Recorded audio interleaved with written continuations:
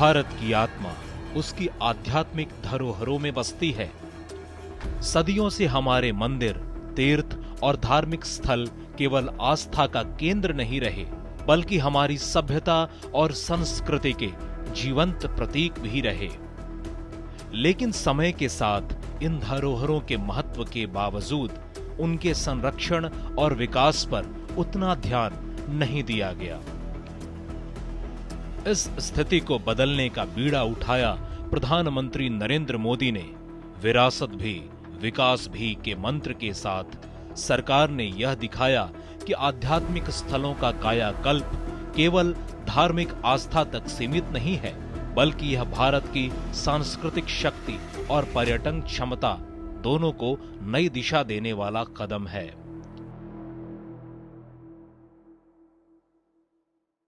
वाराणसी का काशी विश्वनाथ धाम इसका सबसे बड़ा उदाहरण है। कभी जहां सकरी गलियों और अव्यवस्था के कारण श्रद्धालुओं को कठिनाई हुआ करती थी, वहीं आज गंगा घाटों से लेकर मंदिर परिसर तक एक भव्य कॉरिडोर बन चुका है। यहां आने वाला हर यात्री सिर्फ भगवान शिव की भक्ति ही नहीं, बल्कि भारत की नई पहचान का भी अनुभव करता है।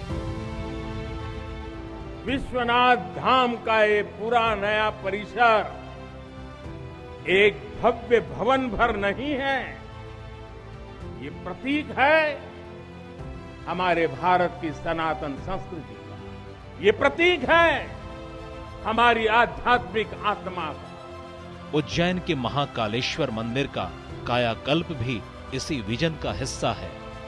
महाकाल लोक परियोजना ने इस प्राचीन धाम को इतना भव्य और आधुनिक रूप दिया है कि श्रद्धालु और पर्यटक दोनों ही यहाँ की आभा से अभिभूत हो उठते हैं। अयोध्या में राम मंदिर का निर्माण तो करोड़ों भारतीयों की आस्था से जुड़ा सपना था।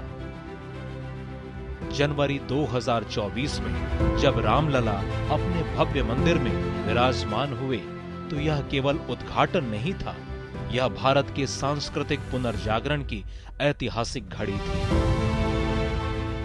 ये भव्य राम मंदिर साक्षी बनेगा भारत के उत्कर्ष का, भारत के उदय का। ये भव्य राम मंदिर साक्षी बनेगा भव्य भारत के अभ्युदय का, विकसित भारत का। इतना ही नहीं, उत्तराखंड के केदारनाथ धाम, गुजरात के सोमनाथ मंदिर, यूपी के विंध्याचल धाम और असम के कामाख्या धाम जैसे अनेक पवित्र स्थलों पर भी व्यापक पुनर्विकास और जीर्णोद्धार कार्य किए गए हैं।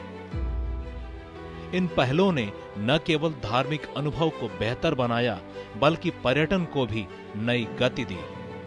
सरकार ने यह भी सुनिश्चित किया कि श्रद्धालुओं की यात्रा सुरक्षित और सुगम बने।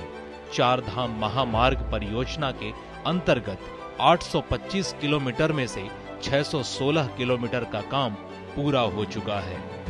वहीं हेमकुंड साहिब के लिए 2730 करोड़ रुपए की लागत से 12 किलोमीटर लंबा रोपवे बन रहा है, जिससे अब कठिन यात्राएं भी सुविधाजनक होंगी। इसके साथ ही बौद्ध सर्किट और करतारपुर कॉरिडोर जैसी परियोजनाओं ने भारत की धार्मिक विविधता को भी एक सूत्र में पिरोया है। पीएम मोदी की अगुवाई में भारत की सांस्कृतिक एकता का भी अभूतपूर्व उत्सव मनाया गया है।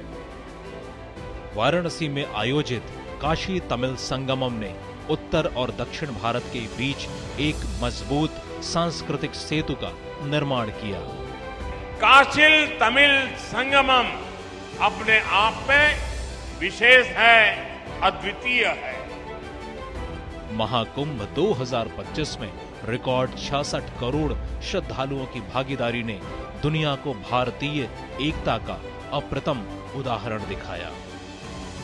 यानी साफ है, भारत की सांस्कृतिक नीति अब केवल अतीत के गौरव की कहानी नहीं, बल्कि भविष्य का मार्गदर्शन भी बन चुकी है।